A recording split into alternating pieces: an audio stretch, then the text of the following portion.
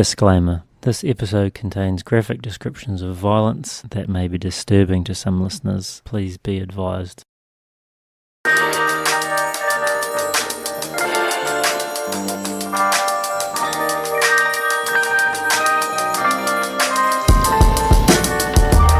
Hello. Hi. Hi. I'm Taylor. I'm Mandy. I'm Amanda. It was weird. I almost said I'm Amanda. But I'm not. I'm Taylor. I wish that you would have, because then it would have totally thrown all of us off. So I have a story for this. When I was cheerleading in the 3rd or 4th grade, I can't remember because those were the only 2 years I did this. We did a cheer where we did introduce ourselves. It was like, introduce yourself.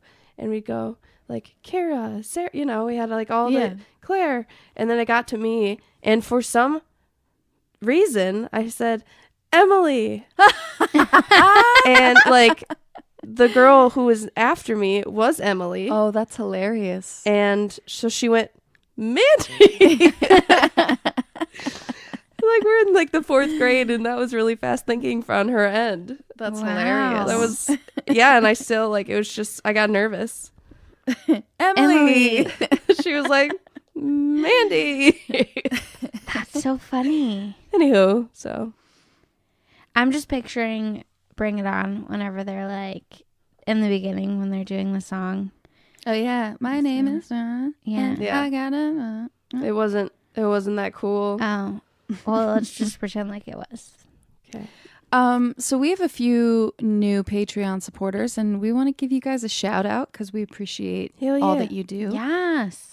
Let's give a little shout out to Maddie Turton, our newest one, Rachel Thomas, and Megan Sismowski. Yeah. So- Yeah. Thanks. Yes. Thank you. We appreciate you so much, and we're glad that you're joining us on the dark side of Patreon over at patreon.com/popcrimeandwine. Plug it. Done. And those of you who haven't heard yet, we do have some pretty awesome episodes up there. Our most recent one is Jodi Arias, which was really interesting. Yes. It was a good discussion. I thought so, but also I apparently was behind the times because I hadn't heard of it until I researched. I think that's the most interesting part of it, is that you hadn't heard of like the crime itself. I Like, don't know why I wouldn't have heard about it, but I just didn't. Yeah. No, that's cool. And like I think recognize makes for her, good discussion. but it, I didn't think about it. Yeah. Mm-hmm. I think it's great. But we also have an acid bath murderer episode. We have was Sid and disgusting. Nancy and the Yeah. Butcher Baker. So Yeah. you're missing out if you're not over there. So I Taylor guess- has crime. Yeah. this Should we week. get right into it? Yeah, let's jump on in. do it. Actually, shouldn't we open the wine Oh first? my gosh. Yes. Let's open the wine. We are pop, crime, and wine for those of you out there. Actually the most important Can part I of have it? the wine opener? You may. No, you have to open it with your bare hands. And our sponsor this episode is Elizabeth Reinhart from Oregon. We got an email from her a couple weeks back, and she wanted to be on the list of sponsors. And so we're getting around to it this week. And a special episode, because since she's from Oregon, we decided on a crime from Oregon. Thank you, Elizabeth. Thank you. Thanks, Lizzie. I hope that I can call you that. Lizzie. Are we on nickname basis? She Liz- bought us wine. I think we're best friends. Lizzie, Elizabeth. Eliza. How Beth. many ways can you say Elizabeth? That's it. Beth. Beth. Yeah, Betty. Why don't people who are called Elle. Elizabeth ever really go by Beth? They do. They Do they? Yeah. Oh, I guess I've just never had any friends named Elizabeth. This cork is like... Ooh. Look good. Tell us what is the wine called?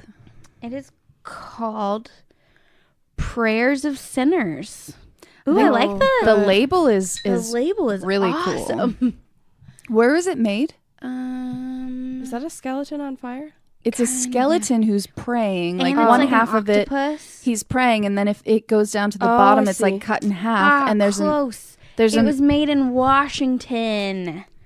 Dang Oh, it. So that close was to close. Oregon. That could have Yeah. been so cool. Sorry, So- Lizzie. The skeleton is up top and it's praying, and then the bottom half of it is a man with his fingers crossed behind his back and an octopus coming up from the floor.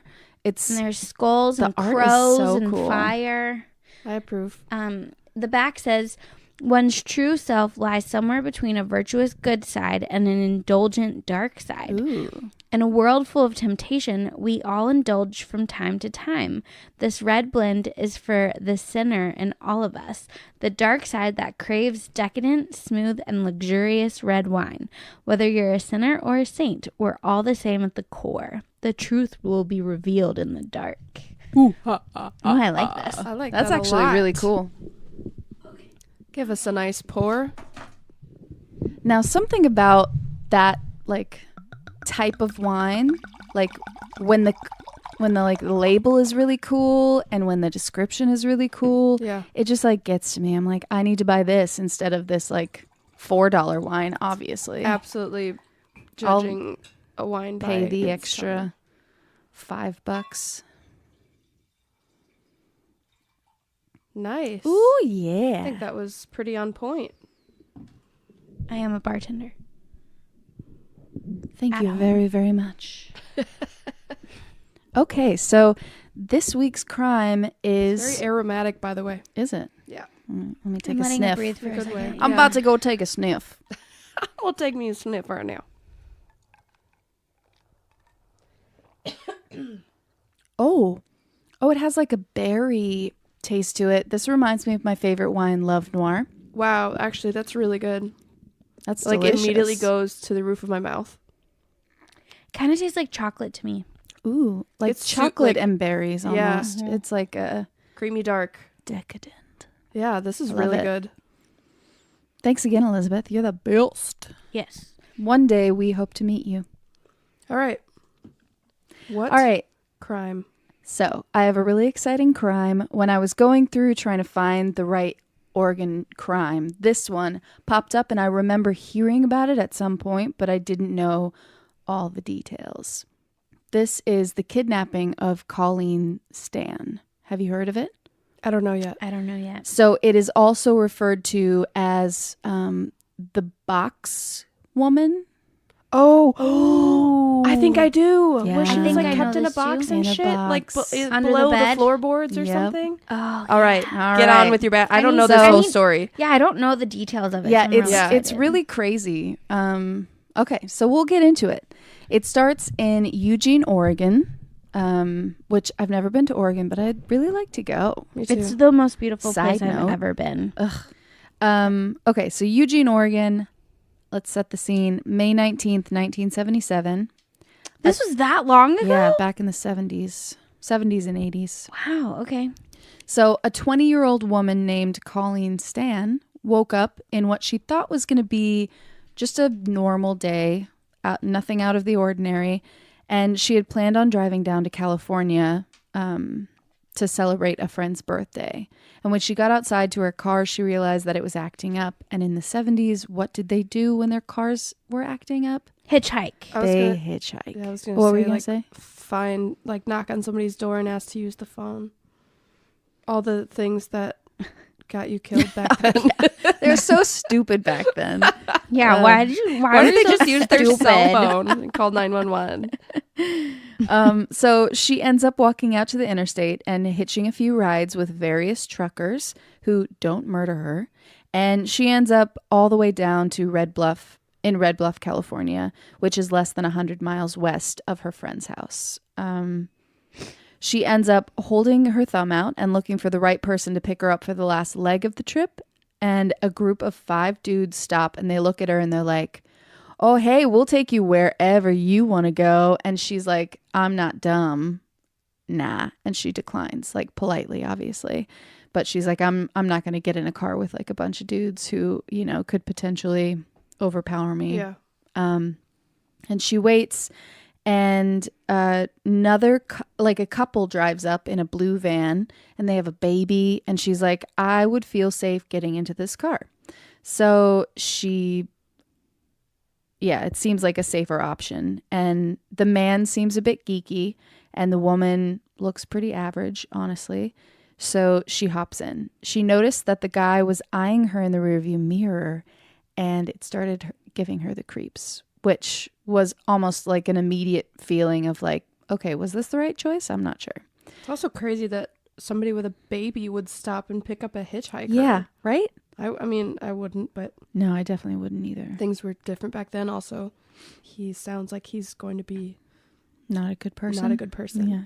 So 5 to 10 minutes goes by and they stop at a gas station, and she gets out and she goes into the bathroom, and later on, they get this description from her that she heard a voice in her head that said that she should jump out of the gas station window and run and never look back.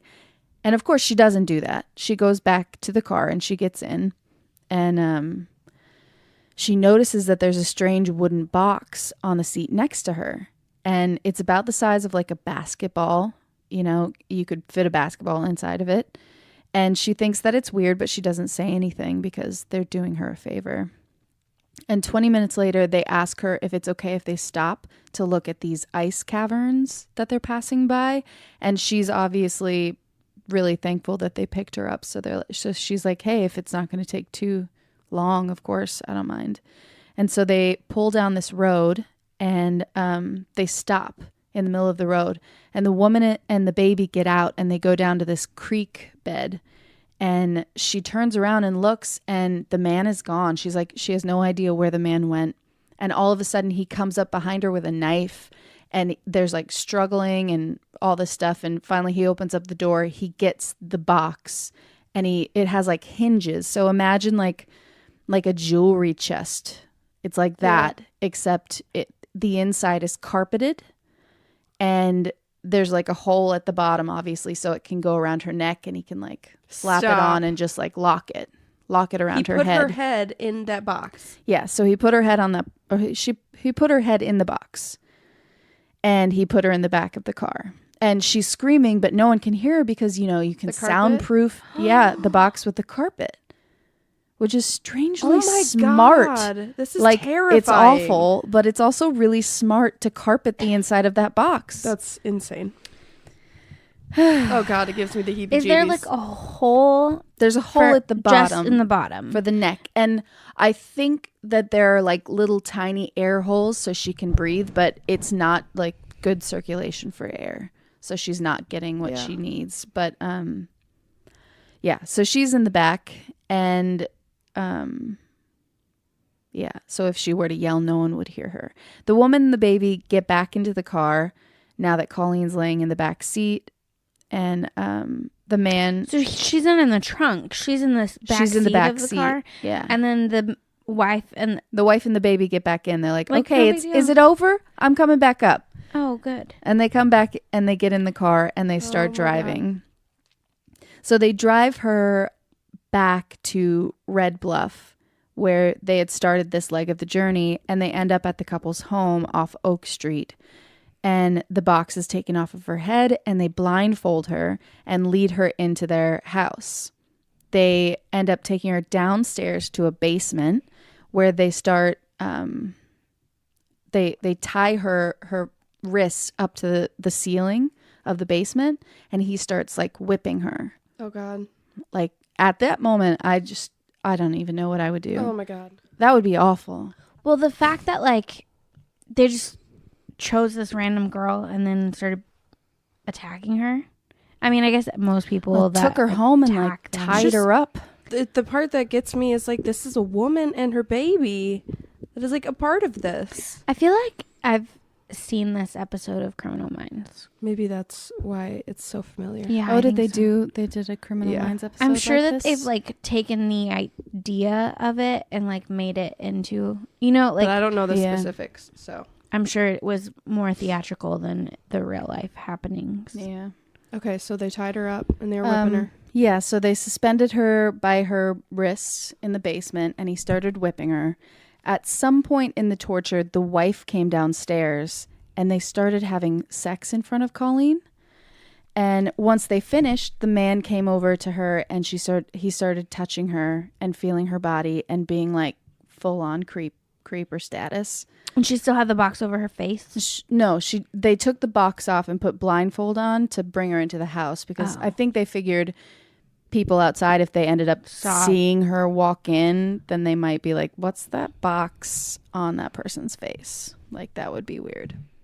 So he started being creepy and touching her, and then started being creepy. I feel like he kept on being creepy, Yeah, and touching her body, and she blacked out.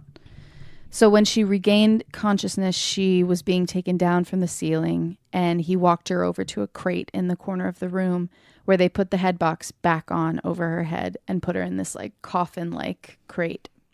That was the first night in a very strange and seemingly never-ending kidnapping / torture. so she had the box on her head, and then she was put in a box. Box in a Oh, box. Okay. box on box. Yeah.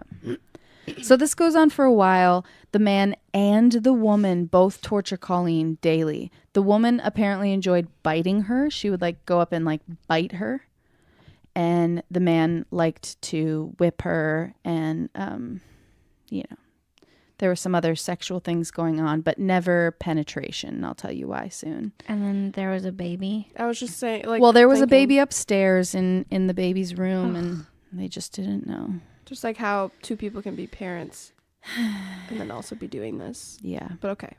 So at one point, a few days in, the man slips up and ends up calling his wife by her name.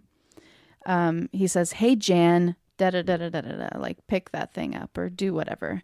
And Colleen takes note that this woman's name is Jan. So the woman is Janice Hooker, who was once a very plain and insecure person who suffered from epilepsy and self-confidence issues. She had never been allowed to date or wear shorts or two-piece bathing suits. That's how I was raised. Really? Mm-hmm. You couldn't wear two-piece bathing suits No. or shorts? No. I mean, I could wear shorts, but they had to be like Knee Knee length. Wow.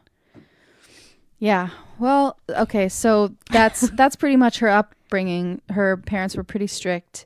And when she met Cameron Hooker, Cameron is this guy's name, she had no idea how things were going to unravel. Cameron was a quiet guy, but had a manipulative way about him. She said that he would need to ask her parents' approval because she'd never been on a date before. And they said that she couldn't date, obviously. So he went to her parents' house and convinced them that he was the kind of guy that would be perfect for like a first date for her. And so they were like, all right, that's fine. And on their first date, he got Janice to let him undress her and tie her to a tree. On the first What? date. First date. First All date, right. he tied her to a tree naked. But in her defense, she'd never like been on a date or anything, so she didn't know that that was a weird thing. I'm Yep. sure. So he Especially had, if you're like in this super strict family. you don't even know. Why Yeah, would you know think if that that's, this is like- normal? Yeah. So he suspended her by her wrists on that tree. And Cameron was apparently a sexual sadist who, I think we talked about this before. It's like- someone, yeah. he was aroused by the suffering of someone else, pretty much. Right. So he would use physical and emotional pain to elicit the suffering. And Janice was in pain, but for some reason she craved his approval, I think, because she thought that this was sex, because she'd never even Right. had any kind of inkling to what it could possibly be. And soon Cameron was whipping Janice and staking her to the ground. He thought that he could shape her sexual responses to the point where this is what she enjoyed as well. And this guy convinced Janice to marry him after all of that, BDM torture. That's just sex shit. absolutely insane to me. That somebody can that a woman with such a strict upbringing can just like be taken over by this person and like manipulated to the point that she marries somebody who has tortured her Yeah. already. Oh, that just blows my mind. I think it blows our minds because, maybe we've seen good love. Yeah. She probably just didn't even know what it was. And she was like, this guy says he loves me.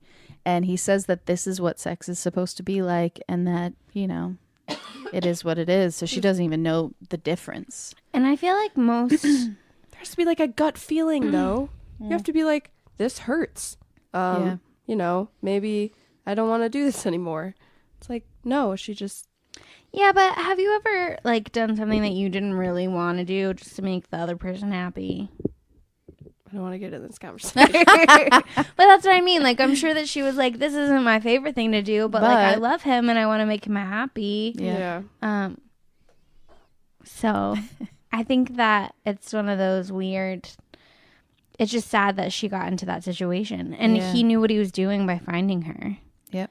Which is even... He worse. found someone he like knew he could manipulate, and that's exactly what he did. Yeah. So his treatment of Janice only got worse. He wanted a sexual slave, and so he decided that was Janice's role in their relationship. After several years, Janice gets to the point where she just can't take it anymore. And she wanted to be a mother and she wanted to have children. And so she agreed with Cameron that it was okay. She was okay with them capturing a sex slave for him and letting him take out his like sexual fantasies and aggressions on that slave. Janice was just happy to not be the one receiving the torture. The rule that they did come up with was that there could not be any like insertion. So sex was reserved for her, but he could take out his like, you know, fantasies out and on just no sex. The sex slave. Exactly. So Colleen's parents got a call back to now where they've captured Colleen, and it's been, you know, a week or so, and her parents get a call from her friends saying that she never showed up. And so they drive up from Riverside, California to Eugene and file numerous police reports along the way a whole at week? places. Mm-hmm. Did they ever find her car? Because wasn't her car was at her house. She got out and her car was acting up, so she didn't take it. Oh, I'm sorry. I thought she broke down like on the side of the highway. No. Okay. She like left her car in her driveway because it wasn't working. All right. So, yeah, they filed numerous police reports along the way. And for the rest of 1977, Colleen is kept naked and blindfolded in a coffin-like box in Cameron and Janice's basement.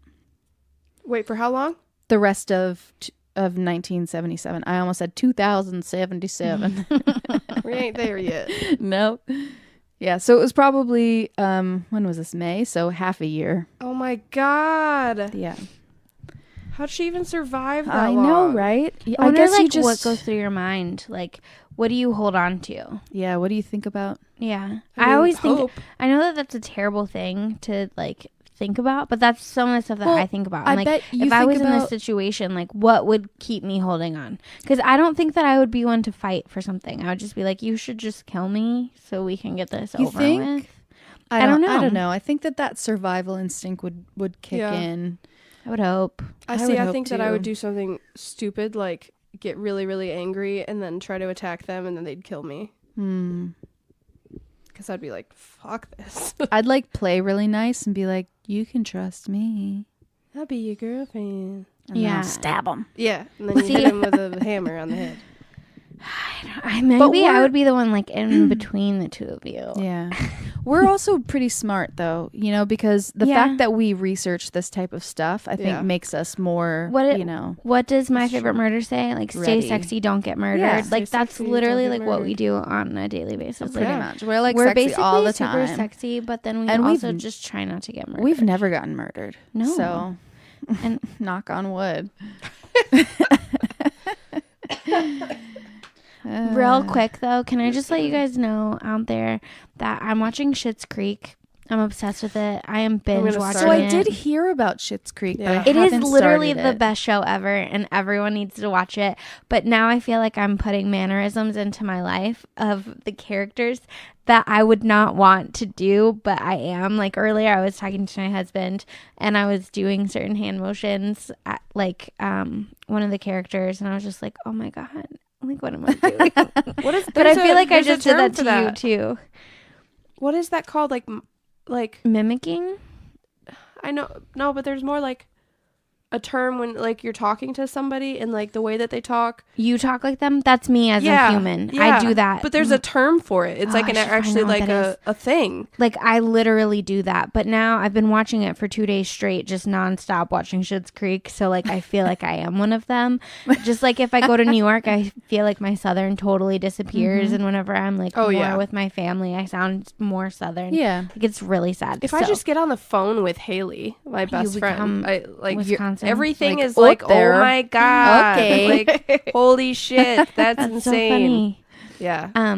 But yeah, so I felt like I was just being one of those characters when you were talking, and that's why I was like, I need everyone to know why I just talk like that and why I'm talking like this right now. So maybe I'll start watching it. Although Sam and I are starting from the beginning from Game of Thrones, so we can be ready, like full on ready for the new I just season. watched I didn't have time to do the whole thing because Mark doesn't watch it, so I just watched the last season. recent season, yeah, so that I can be prepared. Yeah, I think we're falling behind. I need to like have a strict schedule where we watch 2 a day for the next like because what if 3 you're weeks. not on track whenever it starts? What are you gonna do? We're just gonna have to start watching. I mean, we've seen it all, so we know what happens, but it's nice when it's like fresh. Yeah, fresh in your mind. There's some stuff that happened in the last season that I was like, what? I totally forgot about this. So I'm glad that I'm watching it. Yeah, so Okay. Anyway, after let's that, go back. then I'll start watching Schitt's Creek. Okay, so back to the box story. Yes, the box. Yes. So It's the end of 1977. So it's the end of 1977. She's still in the box. She can't even think about escaping. He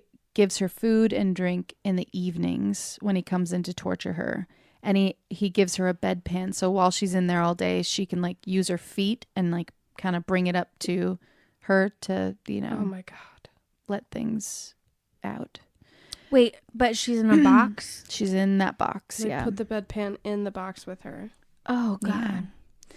So in January, 9 months after abducting Colleen, Cameron gets an idea from his porno magazines. I don't know which porno magazine or like what gave him the idea, but I did used to read the articles, I'm not going to lie. Yeah? In like Playboy. Yeah, they like teach you so many things. all the things. All the things. It's good. So he came down one night with his wife and they make Colleen read through this legal contract about how she's signing her body and soul to him and that he owns her and she can only address him as master or sir and he can only address Janice as ma'am. And he thought having her sign this contract that it gave some sort of validation to his power and legitimacy like over her. And guess what? She signs it.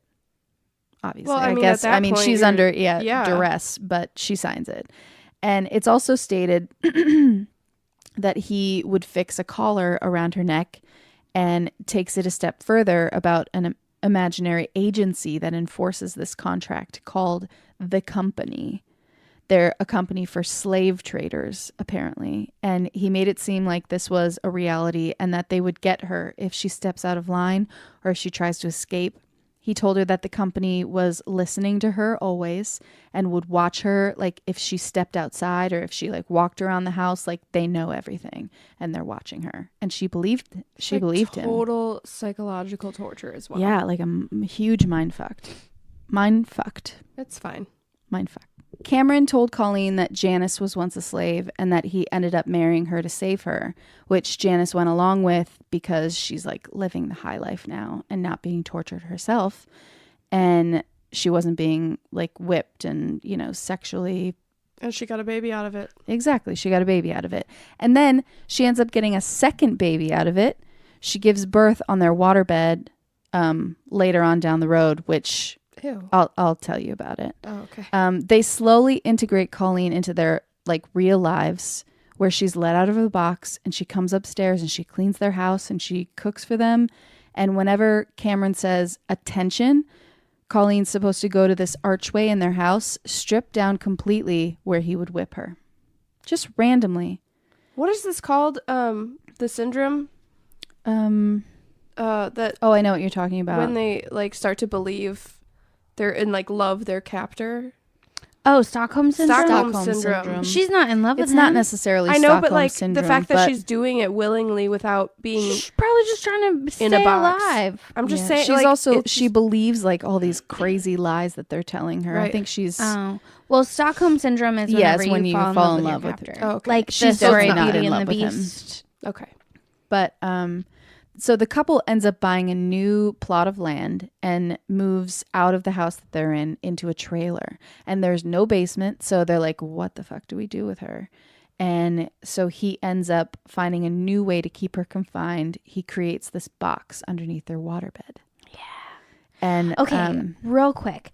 It's like Yes. a drawer, right? Bed, and there was like nothing underneath it because it was like this huge, like, so it's hard for me to like think logistically. Oh, actually, well, we had a never mind. waterbed, but there's space My mom under had there. one. Yeah, they had, Yeah. there's like a Yeah. like plywood. Mine then was space just like a under it. bed that like didn't have an underneath, and my sister had the same thing. We were a family of water beds, apparently. Yeah. Why are Um, waterbeds not a thing anymore? I don't know, Because but they're I'm so all great. about it. My mom had a waterbed that was like she had a California King, and it had like A California drawers. King waterbed? Yeah, it was great. Shit. And it had That's scary. drawers underneath it. So like now I'm picturing how there's space because there was space under hers. Like there was a little was gonna door ask- that you could go under. Was it? Was it a drawer? It's not a drawer. Okay. He like built out custom like Okay. a box underneath there, and he like opened up a little door on the side. Okay. My So mom she had could like get a in. door, and like there were like drawers on either side, and then there was a door at the very end that you could like put stuff under if you needed.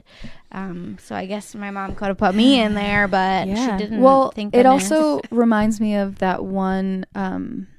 I can't remember his his name was like Joshua something, but you remember he hit that girl in the face with a baseball on accident, and she started crying, and instead of like getting help, he was so afraid his Yes, he dad would put be her mad that he underneath the water murdered bed. her, and he hit her underneath his waterbed. Yeah. Something But about in water my beds. mind, he like actually put her underneath the bed part, Yeah, yeah, like yeah. the like He, like- actual mattress. Like he didn't put her underneath the bed. Oh, Like under. Oh, I under don't the know. frame, Yeah, you put her, like, okay. under the I pictured water like mattress. underneath the water mattress. that could definitely be it. I don't remember the like but that details. could, that but could have been just how I imagined it. all up for interpretation. I Yeah. guess. Yeah. yeah. Okay. Okay, so So that wait. So they buy a left new their plot of house land. and then live in a trailer on a land. Yep, they live in a new trailer, and they make her a new space underneath the waterbed. And that's pretty much her new home. So for the rest of 1978, she stays in that box, only coming out to clean and get tortured. 2 years later, Cameron had convinced her of the company and ends up taking the collar off of her and lets her outside to work. She's been gone for 3 years now, 2.5, 3 years. And Cameron gives her this Christmas gift. He says, you can call home, but if you say anything that I don't want you to say, I'll cut the phone off and make you wish that you didn't say it.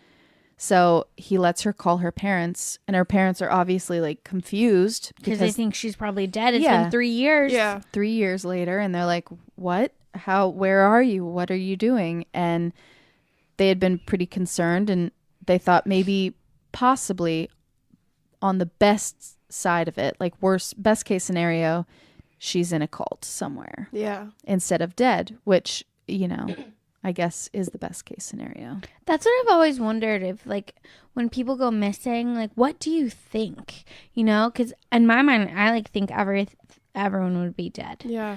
but like I wouldn't want to think that someone that I Yeah. loved is dead. So like you would try and come up with all these scenarios. So that's Well, especially interesting. when you get a phone call 3 years later from your daughter. Well, they thought she was in a cult before she called them. Yeah.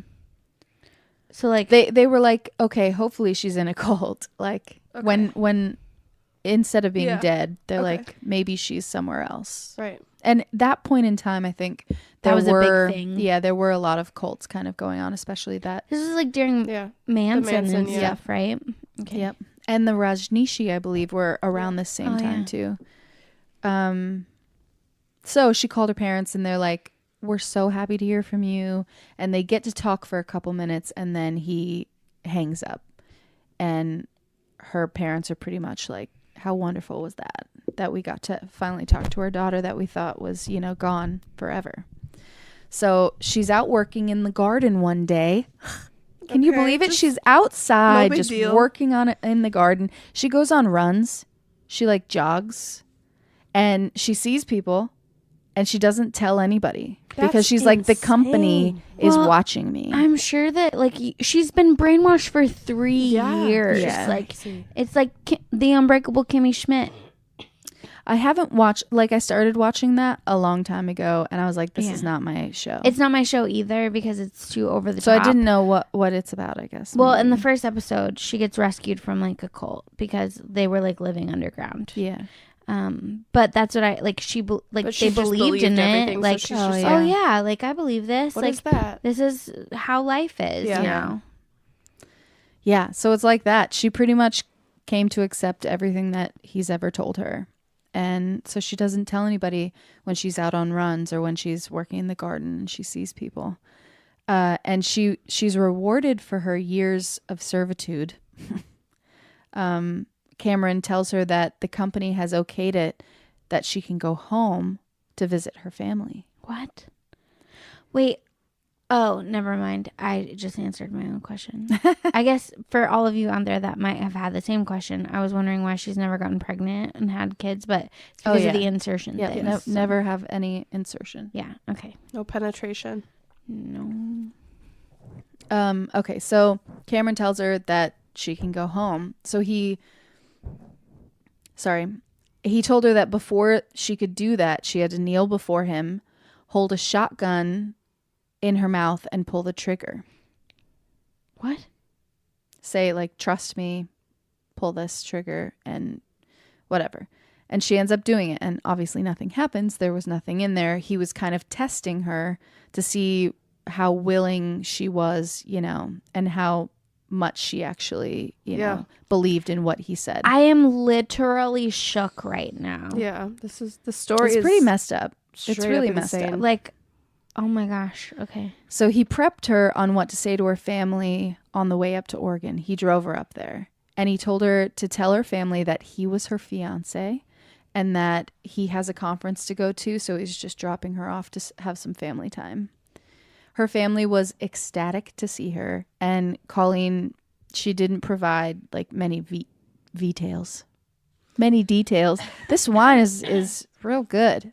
It's really good. Okay. Did you say wise? The wine. Oh, wine. The wine. Is. The wine's in I thought you said The wine wise is so is good. It's really good. Go No, the wine's really good. I had to stop drinking it. I drink too much. She didn't provide details. She wants to make sure that the company doesn't, let her not come back. So she's with her family and they're not asking her like, what the heck? So they didn't really ask because they wanted to keep hearing from her. They wanted her to keep, coming back. They didn't want to scare her off by asking too many questions. And they thought that if they did, maybe she would never come back. So, I mean, it makes sense. I guess if you think that she was in a cult. Yeah. So she thought the company was listening, so she didn't say a single thing, and she thought that their safety, would be compromised if she did. So he ended up calling her, Cameron called her and said, "Hey, I'm picking you up tomorrow."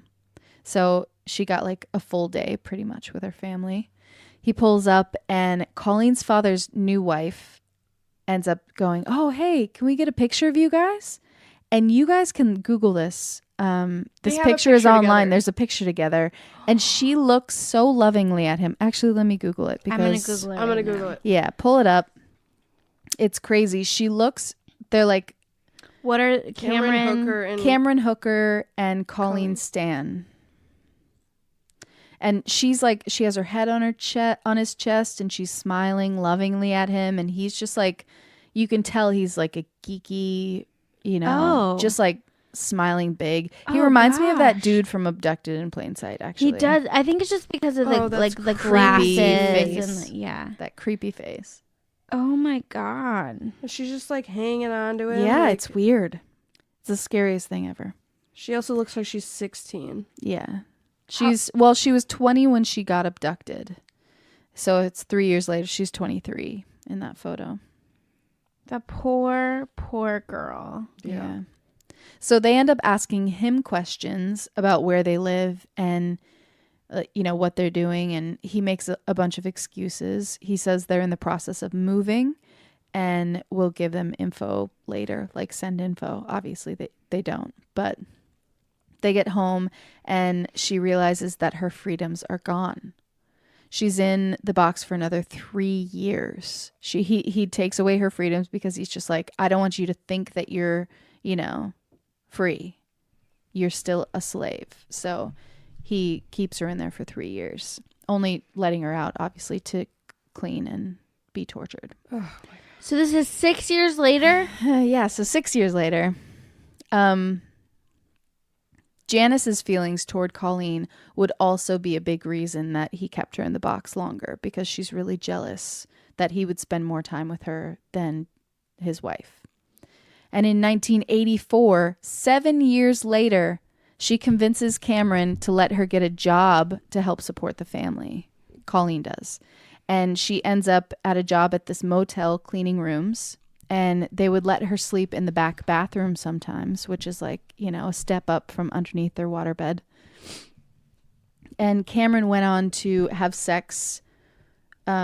He had this fight with his wife, and something happened where she was like, oh, well, go ahead and have sex with her. Sometimes you're like, oh, do this thing that I don't want you to do. And then expecting him to be like, oh, I'm not going to do that because that's our thing. Yeah. But then he ended up grabbing her and raping her. Oh, God. And then he started having a sexual relationship with both Colleen and Janice. Just when you think it couldn't get any worse. Yep, I know, right? He also said that he wanted to build a dungeon and collect more sex slaves. More is better, he thought. Janice Hooker is then pushed to the edge because that's not what she wants for her life. And for her 2 babies, she has like a 7-year-old now. Yeah.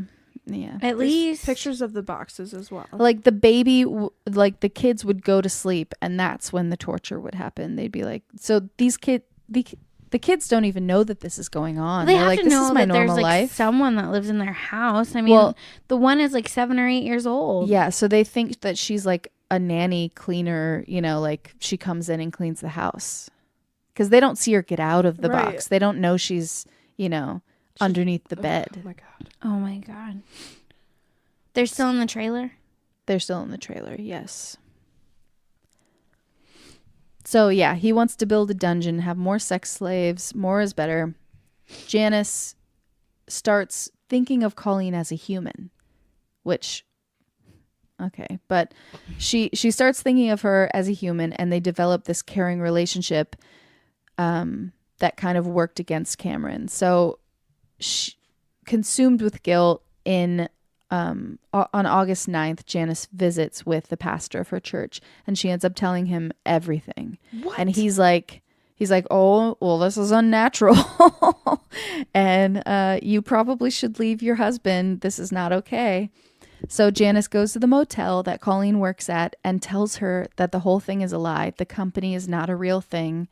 And Colleen's freaked out. She's like, what? How is this? What? I don't get it. Because her entire last 7 years of her life, she's been consumed with the fact that she thinks that the company is watching her and listening to her and, that she's a slave. Yeah. And she wonders how long it took, why it took so long for her to tell her. And she ends up calling her father, and she says that she's coming home, and she decides that she needs to talk to Cameron one more time. So she goes to a payphone and she calls Cameron, and he starts crying on the phone, and she hangs up and she gets on the bus and she goes home. Oh my God. The now 27-year-old Colleen Stan was so happy to be free. Her family had questions, but she didn't want to go into all the details. And eventually she told them that she was tortured and held in a box for 7 years. Back in Red Bluff, Janice leaves Cameron and goes to the police. She apparently was very emotional and scared, which I can imagine. That's all she's known too. Yeah. And she's surprised that all the officers that she tells think that she's lying. Stop. What? They're like, this can't be a real thing. Like, you're like yanking our chain pretty much. And they pretty much laugh her out of the station. But finally they contact Colleen and she confirms everything. And so they spend a couple days interviewing her. And while they're up there interviewing her, Janice goes back to Cameron. And Cameron's like, we need to take everything that has any trace of Colleen in this house and destroy it completely. So the police go to the house to arrest him. Janice destroys everything. And they come and look through the house and they're like, we can't find anything that ties Colleen to this house. And finally, they end up finding this photo of the contract that they signed. So they're like, this is enough. This is definitely enough for like false imprisonment, sex crimes, kidnapping. And when they arrested him, he had very little reaction. He was pretty much like, yeah, I did that. Yep, that's me. So, Cameron was indicted and Janice Hooker agreed to testify against him for immunity. And on November 22nd, 1984, he was sentenced to more than 100 years in jail. And there was said that there was a previous sex slave that they had that ended up dying. And her name was Marie Elizabeth Spenhake, but they never found her body, so they couldn't, do anything about it or like. It's the craziest thing I've ever heard. Yeah, isn't that insane? It looked like they had old pictures of the box that was used on her head, and the one that was under the bed. I'm just like in shock. Yeah, It's so disturbing. that's crazy. I mean, it's just you don't hear of. I mean, and there's a few cases like, of course, I'm gonna blank on her name right now. The girl that was held, captive for like 13 years and had like 2 kids with her. Rapist and Emily. Yeah. Right? The blonde. Smart? Emily Smart. Yeah. Yeah. That they made the movie about, Room. And yeah, but like, I mean that she lived in a box. Yeah. And she was tortured. Actually, Room, that was one of the movies, like, I started crying at that end scene when they're like, not to ruin it for anybody, but, this child is in the back of a car or back of a truck and trying to, like, memorize where, it's crazy. I own it, and it's just one of the... And I haven't seen it yet. It's a really incredible book. You should read it as well. Yeah. Emma Donoghue. Yeah. So, author. I mean, it's kind of insane how... Oh, that's so heavy. How a person can get to a point where they're like, I can jog around the block and not run away. I also don't think that Jan should have got off scot-free for testifying. I think that she still should have spent her life in jail. Yeah. I can't imagine you can't recover from that. But she probably didn't have a good life after that. I mean, I didn't delve into her life after. And her kids, like the fact that, like, did she allow? Was she allowed to keep her kids and shit? Like, that's crazy. Even in the 80s. Like, those kids are like adults now, like older than us. Can you imagine? They're like, oh yeah, my dad was this crazy. I lived with a slave under my parents' bed for years. That's insane. The first 7 years of my life. Yeah. I wonder what kind of genes they got. Probably not good genes. Probably like they knew that they should like be better people though. Maybe like, Hopefully. They could like get some free counseling along the way. Oh yeah. Hopefully they don't need it anymore. Maybe it's all gone and in the past. And they have a new wonderful life. I really hope so. It's so crazy. Hope they just like move to Spain and like live a under the radar life. Yeah, they're traveling the world right now.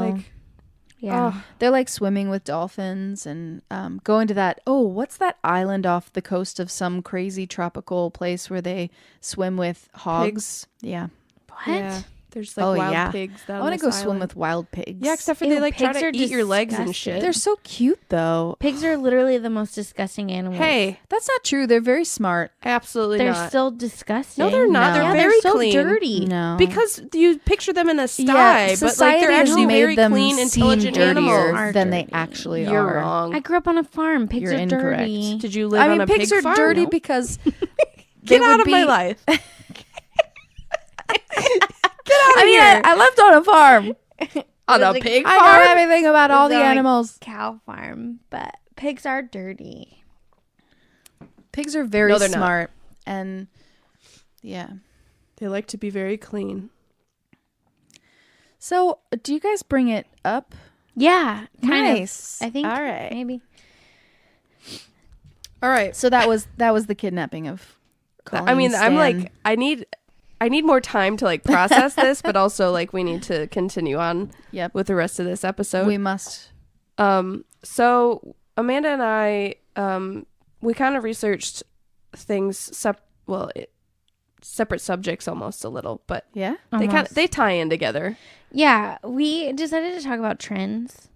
Yeah, and what I interpreted from what we talked about was why people are kind of going back to living simpler. Okay. Living a simpler life. Like all this Marie Kondo stuff, like minimalism, tiny houses, you know, all this shit. And and Amanda was talking about the other day doing that whole 70 challenge. Is that? Yeah, you're still doing that? Well, I figured I would talk about it when Mandy was going to bring it up. We'll get into it. Nice. Yeah. But I researched more of like how to be trendy. Oh yeah. Okay. Because trends come back, and that's what we were like talking about. Because I was like where they where they originate, but like just like that's what everyone's trying to be trendy. Yeah. And the people that are trying not to be trendy are usually the trendy ones. Are being trendy by not trying to be trendy. Yeah, exactly. Like everything is a vicious somehow circle. A trend. Which I just want to say, I had massive, long, messy hair and big bushy eyebrows before anyone else. So I just want to say that. You're a hipster. It's fine. I did do that awful thin brow thing at one point. Yeah, in high school where we just overplucked everything. Ugh. It's nice that they grow back sometimes. Yeah, so glad. And you got nice brows now, so thank you. Yeah, it very ended much. up all right. So I'll just start with why people are living the simpler life, and this is from the site pickthebrain.com, just in case anyone they actually have really cool articles. I was like browsing a bunch of other stuff, but brain pickthebrain.com as opposed to your nose. But I'm zing. So the first thing that they wanted to touch on is that a satisfying lifestyle becomes your priority. So you focus more on what you want in your life and not just like kind of going with emotions and like, oh, well, I have to get Christmas presents and I have to get birthday presents and I have to go see this person. I have to go do this. Like you focus more on what you actually want to do and what feels like you're fulfilling yourself. Like you're getting fulfillment and you're enjoying life and you're enjoying the people that are in it. And I think that's more like in the moment kind of thing. I feel that because I don't really wish anybody on Facebook a happy birthday anymore because it's like I wouldn't know your birthday if it was do you really mean it? And there are people that I do know their birthday and I like make an effort text for them that. happy birthday. Yeah, it is weird. Yeah, most of the people that I like no, I don't say it on Facebook. I like text them or call them. Yeah. And I like tell them obnoxious voicemails. I used to like every single morning go on Facebook and be like, "Oh, happy birthday." Well, it is that's also what you're supposed to do. Right. As a businesswoman, thinking of it more like business oriented, like to do that, you're in someone's mind. Like if they see that you comment and you're like, but they get 135 Facebook messages, and then people go through and they like and they comment on all of them. Yeah. I don't know if you know this, but people love that. No, shit. I do because I do that. I mean, on my birthday, I turn off the notifications and then on my when phone. Random people comment, I'm like, oh, I haven't talked to this person in Yeah. 1,000 years. Let's see what they're doing. And then you click and you're like, oh, Yeah. they're planning this da-da-da-da-da. And you click and you're like, yeah. It's smart, but as a different type of businesswoman, I'm too busy to tell people happy birthday. Like, I'm sorry. I'm sure you're. I'm like, I'm You're sure that celebrating. like, but I do go out of my way to say happy birthday to certain people. Yes. So- there's a level, like friendship level. Yeah, Yeah. and I'm sorry to all of But you. also, out there that I don't yeah, say happy birthday like, to, but I really some am not sorry businesses- because like I don't expect you to say happy birthday to me either. I do. I do. But only Mitzi because too. I'm kind of in a social media business. Like that's Yeah. like the that's pretty much like where my mind's at. But Right. also, okay, now we're on a rant on Yeah, okay. It's okay. Facebook I mean, and birthdays. this is like for discussion too. keep going. The second thing is you now value the gift of time, and that's kind of the same thing where Yeah. it's you more diligently make time for the things that really mean something to you. Yeah. So it's not just I get up, I go to the gym, I brush my teeth, I shower, I go to work, I come home, I make dinner. You know, like Yeah. and then on the weekends Your time is like what you set your time, what you decide your time is worth is like right. how you live your life. You're Yeah, like, absolutely. this Love hour of my yourself. time, I could be doing this, or I could be doing this. And that's why even when I go home, like when I go up to Wisconsin to visit and people are like, oh, we should go do something. And I was like, I literally don't care. As long as I get to just hang with you for a little Yeah. bit, like it means a lot because I have a lot of people in my life that I only get to see 2 or 3 times a year, Yeah. if that. And so time means so much now. I Yeah. mean, it's just people are just so busy nowadays. So yeah. Also, they said get rid of things that are time wasters, like TV Like the and- Facebook app. and social media. Yeah, if you're like going extreme, but Yeah. which I did that a couple weeks ago. I took Facebook off my phone, just the app off my phone, and I didn't realize how much I would just click it and scroll. Yeah. It's a weird, you just randomly click it when you're bored. There's an app. I should That- have looked it up. Oh, that I could times never your have that social app media, because and I they're My would phone feel so does it bad. now. It's not even an app. They're My like, yeah, the phone just screen naturally time. does it. The screen 20 time. minutes straight. Yep. Do you want to do something else? Every Sunday Are I you? tell It's like me. that Netflix. Are you still watching? Yeah. Like, shut up. Netflix Yes, judged me. continue. I do what I want. Netflix judged me 3 times today. I'm just gonna say that. Oh, the new season of Queer Eye just came out Oh yeah. 3 days ago. I'm done with it, and I was done by yesterday. I walked in and she was finishing an episode, and I was like, "Oh, is this the new Queer Eye?" She was like, "That was the last episode of the new Queer Eye." I do not regret anything. I love the Fab Five. If you guys are listening, I want to be your friend. Who's your favorite? I don't have one. I honestly don't have one. I have 2 least favorites. Don't even talk to me about won't, it. though. I cannot. We hear don't that have right to talk about it now, I've but never okay. watched it. I'll tell you later. So You should guys watch it. can It makes you hate cry me. happy tears. That's why I won't watch it. Okay, the next thing is that your stuff will no longer demand your attention. And that's kind of like the Marie Kondo trend that's happening right now, is that people want to live a simpler life without so much shit. Can I just say Yeah. what makes me kind of mad about it, though? What's that? Is that I read the book like 3 years ago and nobody cared back then. And now all of a sudden it's a Netflix show and everybody's like, hashtag Marie Kondo, fuck yes. Because and I'm people like, love visuals. Yeah. I guess so. I mean, it's like finding a band that you've loved forever, and then all of a sudden it's like I get mad about now that they're too. Yeah. they're big and famous, and you're like, I know. I'm like half a proud mom, but also half like sour about it. Yeah, Yep. because you're like, that Yep. was mine. Mm-hmm. That was And mine. you don't even know anything about Yeah, them. that's how You I don't felt even with get it. Imagine Dragons. Yeah. And then like I'm a proud mom, but then at the same time I'm like I don't care about them anymore because Yeah. Well, it's weird because I Got too felt big that for way your about britches. James Bay. Like before he was Oh, big, yeah. I was deep into his like YouTube like Yeah. underground scene, and I went and saw him at the end, and almost nobody was there. And Yeah. now, now Yeah. I don't really listen to him as I much. but saw he's Imagine changed. Dragons and there were 12 of us at 12th and Porter. Maybe That's crazy. 12 is 12th and not- Porter. no, not 12. Oh yeah, it was at 12th and Porter. That's crazy. I have like a signed CD from all of them. I got to hang out with the drummer's mom from she came up from Wow. Atlanta. Like it was such a cool thing. And I was like, this is such a great band.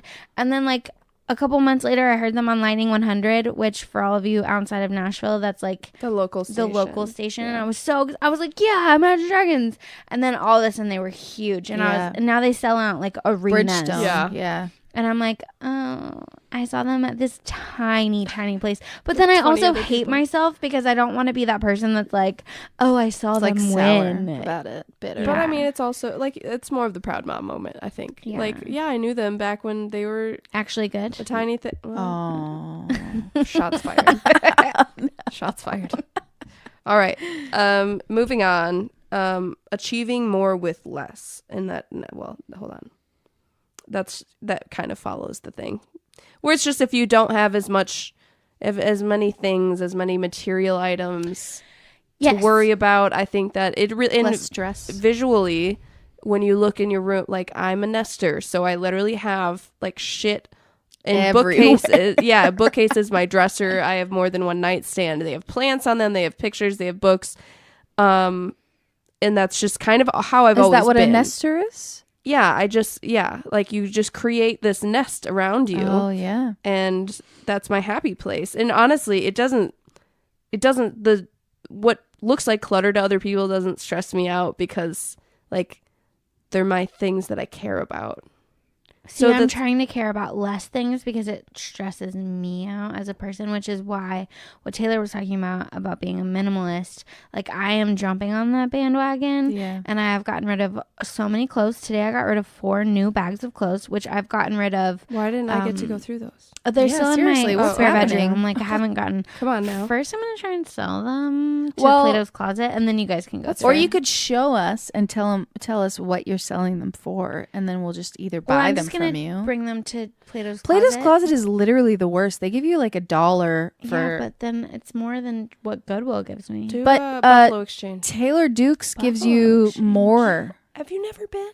Buffalo Exchange is awesome, but they only take like things that are like full on. So like make a bag of like your really best nice of the best, stuff. Yeah. And then take that. But we should also go to Buffalo Exchange. So I don't know if I have best of the best. I work at a dog daycare and I'm a musician. Yeah, but you don't get bleach on your shit. I don't like Buffalo purposeful. Exchange either because I went there and they took one thing out of my box and it was a Free People dress that still had a tag on it that said $168 and I got $9 for it. Oh no.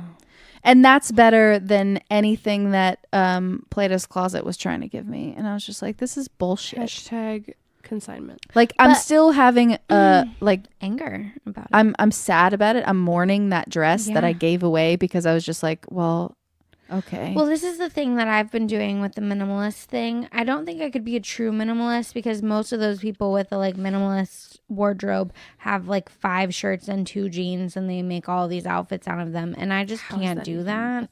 I need like some type of choices. Well, not even I'm not good with choices, but I need like just some creativity with my clothes or I'll get bored, and then I'll be like, oh well, I'm gonna go shopping, and then I'll buy all this stuff that I'll never wear. And that's why I've decided to do this, is because I went through all my clothes and I have a lot of things that I've worn like once or twice, and I don't see the point in buying something for one thing. And like, well, I'll get into this whenever I. But also, like, I'll just Taylor will give you more money than Plato's Closet will. Yeah, I'll make you guys a bag.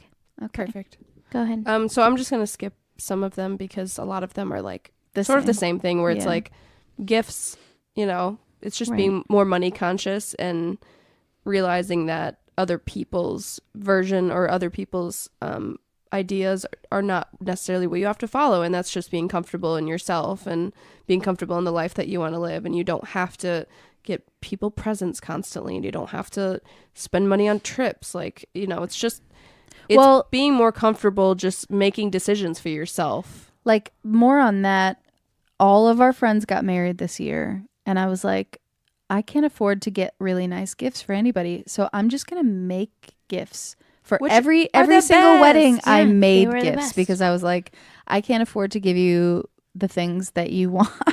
I don't even think I gave any of you anything, to be honest. And that's like, and sure, I'll make you some art when like we all get, houses and shit for Yeah. ourselves. You already have I one. have a house. Yeah. So But yeah, I guess that's you're why first on the homemade, list. like that's why like everybody got a homemade gift because gifts. But I do P.S. think I used that the mug that you made me, Mrs. Jones, this P.S. morning. I use my cutting board all the time. Yeah, like that shit is useful and amazing and beautiful. yeah. But I again like to like on my side, like I do think that handmade is really nice because then people know that you put time into it. Yeah. It doesn't have to be super expensive. just walk but I into do Target love like giving gifts. That's like I love to give I them, love giving gifts. but it just doesn't have to be like super expensive. Super expensive. Okay, the last thing, and I just thought that this was a good line, so I'm just going to read it from the site. You release your conscious consumption. You release your attachment from addictive consumption and switch to conscious consumption. The simpler you live, the more conscious you become by your spending choices. You value each purchase, and you have a greater awareness as to the consumable item's environmental impact and effect on sustainable living. You buy wisely with the bigger picture in mind. And that's like, I'm personally, like, that, just drawing from that personally, I'm trying to take shopping bags to the grocery store. So am I, because actually in Tennessee this weekend, the Tennessee Highway, like TDOT, they were giving out free reusable bags, one per customer at all of the local grocery stores. That's amazing. And like it made me remember like, oh yeah, I have these. I'm going to start doing them. So I put 4 in Mark's car and 4 in my car. Yeah. So that we have enough to like no matter what, we'll always be able to just like use our reusable That's a bags. great idea. Yeah, and it is just having them there, and it's like the problem for me was like because I would always just forget them, and I would always make spontaneous trips. I'd be like, well, I'm already over here. I'll just drop into the grocery store quick. So if I had, 2 or 3 bags, then and I hate plastic bags. I hate them because I'm like, I'm gonna put these in the trash, or I want to, I can't recycle them. Like I know that there's recycling centers, but it's like, come on, let's be real. Well, and not that that's, well, I guess it is technically a trend, but I think it's not really a trend. I think it's that people are becoming more aware. But I did read something recently that because of everyone being more aware of recycling and being more like conscious, the hole that we have in our in our atmosphere has repaired itself. Oh, nice. It's like ozone down. layer. Wow. Yeah, it's like down like dramatically in the past like 5 years. So we're doing things. Yeah. And I think that that's great. That's also like clean energy and shit. So just educate yourself. yeah, we don't need coal anymore. I just want to say that. So what I researched was I was looking up like we talked about trends and I was like, okay, how to be trendy. And like everything that I looked up, I was trying to find the trends that Mandy was talking about because we had talked about like the different types of trends, like how they come around and like trying to be more like back in the 70s they were like really like all about the earth, and now we're all about the earth again. But everything that I found when I researched was all about clothes. Because you can't Google trends without it number one being fashion trends, like literally everything. And so number one, I was researching about the like trending cycle, and the typical cycle is 10 to 20 years. So depending upon the trend and the market the designers are reaching for, usually with the younger market, the trend is about 20 years. So like trends will always repeat themselves. Yeah. It's always like this giant circuit. Yes. All this 90s shit. All the 90s stuff is right now because it's been 20 years. That's crazy. Which I feel like one of those memes that's like in 1 year 1990 will be 30 years ago, and when I think of 30 years ago I think of 10 years ago. like 1970s. And like we weren't even around back then. I was literally born in 1990 and I'm like, oh yeah, that's not 30 years ago, but I'm gonna be 30 next year. Like it doesn't like it doesn't make any sense. No, it doesn't make sense. So and then for the older market it's about 10 years because they know that people will have fond memories of the fashion. And I know like I have memories of the 90s, but it's not like I personally am not as vested in the 90s clothing. Like I like the 90s shows and I like the 90s Yeah. I love the 90s Furbies. the music. I will never get past the 90s music ever. It really was Like the best. I understand my parents now when they make me listen to like the 70s classic rock. Yeah. Like when I hear songs that I grew up on classic rock, I'm like, no, like this is not like listen to this. I cannot become this. Like, and I know that I'm gonna be my parents and I'm gonna make my kids listen to 90s music and they're gonna be like, this is the worst. And then in like 10 years, your kids are going to be like, Bro country is where it's at. Oh, God. This is the best thing ever. Never. Why did it ever go away? I won't let my children ever listen to bro country. Give them to an orphanage. But anyway, so because it just kept going to trends, and I'm a hairstylist. I find a lot of trends online. I'm constantly looking on Pinterest, which I hate, but like I have to because my clients are constantly looking at Pinterest. yeah. And then I was trying to like reflect, and I feel like I get all of my fashion. I don't read magazines. I watch TV, but like I'm Netflix binging. I'm not watching like current TV shows. I'm watching Friends and I want to wear everything that they're wearing. Yeah. Which That's true. is in the 90s, which is crazy trendy right now. Yeah. Which Mom jeans. is probably Yep. why it's so trendy, is because we're all doing that. Yep. Teeny tiny tops. But I get a lot of my information from social media influencers. I follow a lot of people on Instagram. I have that Like to Know It app that I like screenshot. And I'm like, oh, where can I buy this?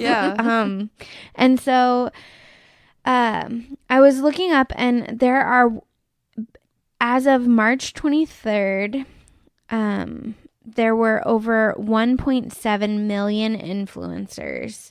And then there's new people every day. So like there's probably like 3 million And like, by now. what makes an influencer? Well, that depends on what you think. But usually influencers are people that have enough followers that that other brands are willing to like make deals with them. Okay. So they will wear, like, if So they you get are a paid, social media basically. influencer, even if you don't get paid, you get like free things or something just to post a picture of in your outfit so that someone else will buy it, which I am that person that I will buy it. And so I just think that it's interesting, the difference between like trendy and timeless.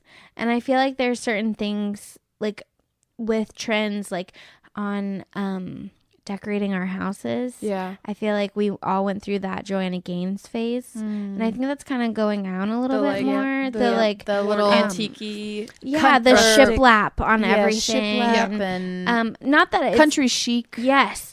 And or then you have If like I hear the shabby modern chic one more time in my life, shabby chic. shabby chic. Yes. There's literally Shabby a chic. brand that Target used What- to carry. What are you gonna do when you hear shabby chic again? What do you? Should we just say shabby chic? Shabby a chic. couple times? Shabby Woosah.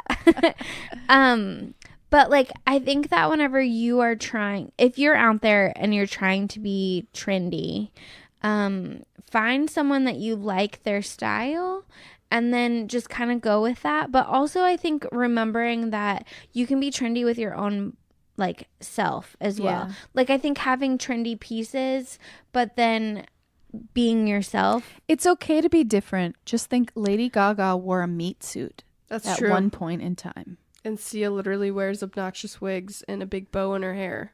Just so she's not recognized. Just so that. But also because she is like that's the thing that makes her different from everybody else. True. But you shouldn't be like there's a difference between being trendy and a fashionista. Like if you want to be a fashionista, go get a meat suit. If you want to be trendy, go grab some leopard shoes and a green crop top. utility jacket. Yeah. Boom, done. You're trendy. Yeah. So I think like if you should go with what you feel, but also you can add in like if you don't like what you wear and you want to be trendier, like just grab like 2 or 3 items that don't cost you too much money and just throw them into your normal daily routine. Like you don't need to go through and change out your whole wardrobe. And Google what a utility jacket is. There is exactly. I don't know what A utility jacket? Everybody What has a the fuck's utility jacket. jacket? It is a staple in the I guarantee you have a utility jacket. What's a utility jacket? It's like got pockets, and it's like it looks like cargo pants, but a version. jacket. A lot of them Everyone are has army one. green. I don't have a utility jacket. Well, you should. It's a staple. Oh no. That's how you can be trendy. See, this is why I'm not trendy, guys. I feel like your you have hair's your own trendy. style though, like, and it's not Everyone should have their own style, but I'm saying that if you want to add in a couple of If you want to be pieces, stylish, own a utility jacket. Can I do 2 specific shout outs for Instagram? I think that they're technically Instagram influencers that I follow. Go One ahead. is Bailey Sarian, and she's a makeup artist, but she also she just posts about her life and shit. I love that. And she's just she's kind of this, I mean, she's sarcastic as hell. She's funny. And that's what drew me to her makeup tutorial videos. And I love the way that she does her makeup. And I, being somebody who got into makeup later on in life, but I do enjoy it. Like, I just like the way that she does it. So I actually follow some of her tutorials, and she actually has taught me how to make shit What better. was her name again? Bailey Sarian. I think that's how you say it, or Sarian. How do you spell it? Sarian. Okay. Check that out. And then her name is Girl Scout on Instagram. And I actually have at least one thing of hers, because she has a clothing line and stuff, she makes, but it all sells out super fast. Let me Google her real name. Hold on. Girl, it's girl with 2 R's. Girl with what? 2 R's? Yeah. So it's Girl Scout, but with 2 R's. So it's Okay. Girl Scout.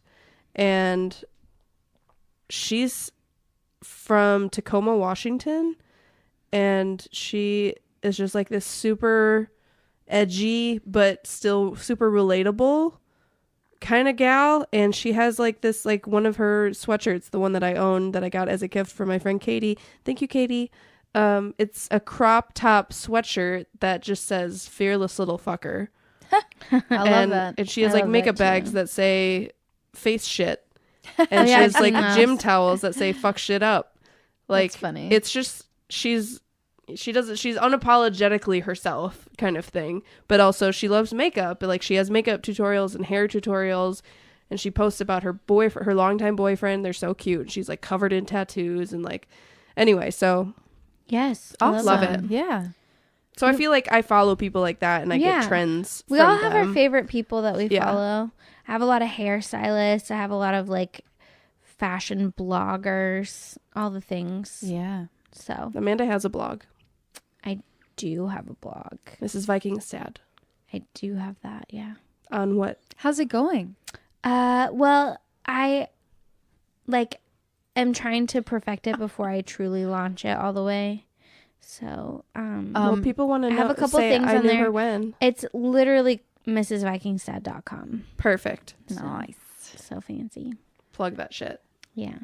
Sorry, I got really sidetracked because I was petting Chuck, our podcast dog. She's real sweet, and I was petting her stomach, and I stopped because I was listening, and she her face just went 90 degrees tilt towards me. Why did you do Why that? have you What are you doing? You can't stop petting me. Commence the pets. So yeah, don't get trapped in a box and stay trendy. That's what Don't we've get learned. trapped in a box. Stay trendy. Yep. Let's make But that also into do a your own t-shirt. thing. Yeah, and You're not defined by what's trendy either. don't apologize for being yourself. Yeah, Absolutely not. be you. You guys, this wine is hitting me fast. Yeah. I gotta finished get my outta wine here. a long time ago. I've so. had approximately 3 eggs today, and that's it. I think you gave me a real About heavy pour. I I think like I it. definitely gave you more. I I like think I that. gave you the most. Yeah, Get TT wine. 'cause you girl. had I'm a- into it. you had a tall glass. Yeah, it's deceptive. All right. Well, this has been fun. Yeah. We appreciate you. We love you. Yes. Love you Check out our guys. Instagram at Pop Crime Wine and email us with any inquiries or if you want to sponsor a podcast Yeah. at popcrimewine@gmail.com. And don't forget about our Patreon. Ooh, girl, yeah. Yep. $2 a $2. month. You can get 2 to 3 more episodes depending Well, on the month. We've got 4 up now, so you could get Right. 4 immediately and then Yeah. cancel next month if you want. Yeah. But don't do that. But don't do it. But you you'd want to could. stay. You Here. want to stay. We'll still give you a shout out. All right, guys. As always, we will See you next Tuesday.